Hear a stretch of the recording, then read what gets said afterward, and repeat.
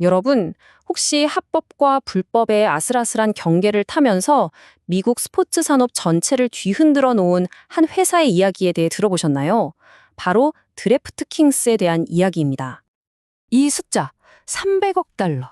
이게 어느 정도냐면요. 한때 FBI의 수사 대상에 오르고 불법 도박업체라는 딱지까지 붙었던 회사가 찍었던 최고 기업 가치입니다.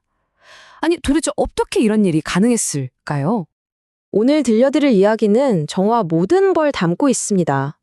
술집에서 나온 단순한 아이디어 하나가 하늘 높은 줄 모르고 솟아올랐다가 또 파멸 직전까지 추락하고 결국엔 법까지 바꿔버리는 기적 같은 부활을 이뤄내는 정말 한 편의 영화 같은 이야기죠. 자, 그럼 시간을 거슬러 올라가 볼까요? 모든 것의 시작은 어디였을까요? 모든 건 2011년 보스턴의 한 술집에서 나온 이 단순한 질문 하나에서 시작됐습니다. 아시다시피 기존의 판타지 스포츠는 한 시즌 거의 몇 달 내내 붙들고 있어야 했거든요. 너무 길고 지루하잖아요. 이 친구들은 생각한 거죠. 왜 이걸 기다려야 하지? 그리고 바로 여기서 그들의 엄청난 아이디어가 탄생합니다. 바로 데일리 판타지 스포츠, 줄여서 DFS라고 부르죠. 개념은 아주 간단해요. 매일 새로운 팀을 짜고 그날 하루 경기하고 그날 밤에 바로 이기든 지든 결과가 나오는 거죠. 즉각적인 승부.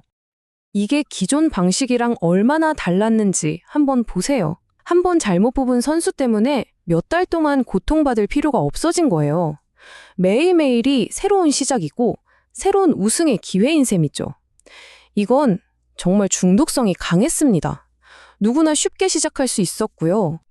근데 진짜 신의 한 수는 바로 이 보장 상금풀이었어요. 이건 뭐냐면 참가자가 몇 명이든 상관없이 우린 무조건 이만큼의 상금을 겁니다. 라고 선언해버리는 거예요. 엄청난 도박이었죠. 실제로 첫 해에만 200만 달러를 까먹었다고 해요. 하지만 이게 제대로 먹혔습니다. 사람들은 엄청난 상금을 보고 구름대처럼 몰려들었죠. 이런 입소문이 나니까 벤처 캐피털 자금이 그야말로 쏟아져 들어오기 시작했습니다. 그럼 이 많은 돈으로 뭘 했을까요? 네, 바로 광고 전쟁을 시작했습니다. 이 전쟁이 어느 정도였냐면요. 드래프트 킹스랑 최대 라이벌인 팬듀얼이 단 한 번의 미식축구 시즌 동안 쏟아부은 광고비만 5억 달러에 달했습니다. 당시 미식축구 경기를 보고 있었다면 말 그대로 90초에 한 번꼴로 이 두 회사의 광고를 봐야만 했어요. 피할 수가 없었죠. 결과는요, 그야말로 대박이었습니다. 2015년이 되자 사용자는 500만 명을 넘었고 연간 거래액은 10억 달러, 회사 가치는 20억 달러까지 치솟았어요. 이제는 폭스 스포츠나 메이저리그 같은 거대 기업들까지 이들의 성공에 투자하기 시작했죠. 그야말로 세상 꼭대기에 올라선 기분이었을 겁니다. 그런데 여러분도 아시죠? 태양에 너무 가까이 날아가면 어떻게 되는지. 추락은 정말 빠르고 또 잔인했습니다. 모든 걸 무너뜨린 건 바로 이 스캔들이었습니다. 드래프트 킹스의 직원이 내부 정보를 이용해서 경쟁사 사이트에서 무려 35만 달러의 상금을 타버린 거죠. 언론은 이때다 싶어 달려들었습니다. 더 이상 재미있는 기술 게임이 아니었어요. 그냥 사기가 되어버렸죠. 그 후로는 모든 게 한꺼번에 무너져 내렸습니다. 뉴욕주 검찰이 영업 정지 명령을 내리고 FBI가 수사에 착수했죠. 살아남기 위한 마지막 몸부림이었던 라이벌 회사와의 합병마저 정부에 의해 가로막혔습니다. 이제 정말 끝났다고 모두가 생각했죠. 자, 이제 막 카운트다운에 들어간 KO 직전의 선수 같았어요. 그런데 바로 그 순간 정말 아무도 예상치 못한 곳에서 구원의 동아줄이 내려옵니다. 바로 미국 대법원에서요. 2018년 5월 14일 미국 전체를 뒤흔든 판결이 나옵니다. 1992년부터 스포츠 베팅을 막아왔던 연방법이 위헌이라는 결정이었죠. 바로 그 순간 모든 주에서 합법적으로 스포츠 베팅을 할 수 있는 문이 활짝 열린 겁니다. 드래프트 킹스에게 이건 그야말로 황금 티켓이었어요.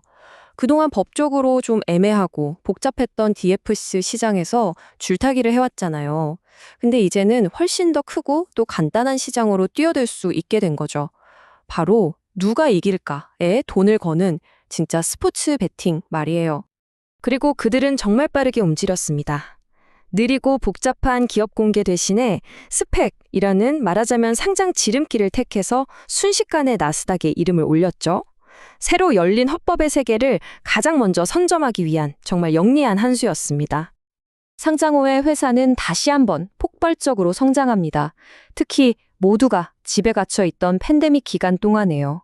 하지만 이 새로운 왕국에는 아주 비싼 대가를 치러야 하는 문제들이 있었습니다. 이 성장세를 좀 보세요. 2020년에 6억 달러였던 매출이 1년 만에 14억 달러로 뛰어오릅니다. 더 많은 주에서 베팅이 합법화되면서 돈이 그야말로 쏟아져 들어온 거죠. 근데 여기에 함정이 있었습니다. 2022년 수치를 보면 매출은 22억 달러로 엄청나죠? 하지만 순손실이 13억 달러예요. 왜냐고요? 마케팅에만 12억 달러를 썼거든요. 말 그대로 버는 족족, 아니 버는 것보다 더 많이 마케팅에 쏟아부은 겁니다. 이게 바로 성장 지상주의의 민낯이었죠. 자, 그래서 현재 드래프트 킹스는 어떤 상황일까요? 미래를 건 마지막 고위험 베팅은 과연 성공할 수 있을까요? 투자자들의 의견은 극명하게 갈립니다. 낙관론자들은 아직 베팅이 합법화되지 않은 캘리포니아나 텍사스 같은 거대한 시장을 보면서 환호하죠. 반면 비관론자들은 도박 중독이라는 시한폭탄과 뉴욕처럼 세금이 51%에 달하는 엄청난 규제를 걱정하고 있고요. 현재 시장에서의 위치는 이렇습니다. 의심의 여지 없이 거인이죠. 라이벌인 펜듀얼과 함께 전체 시장의 80%를 차지하는 사실상 과점 체제를 구축했습니다. 이 언덕의 두 왕 중 하나인 셈이죠. 그래서 결국 우리에게는 이 커다란 질문이 남습니다. 드래프트 킹스는 그저 스포츠 관람을 더 재밌게 만들어 준 걸까요? 아니면 수백만 명의 팬들을 도박꾼으로 만들어서 스포츠의 본질을 바꾼 걸까요?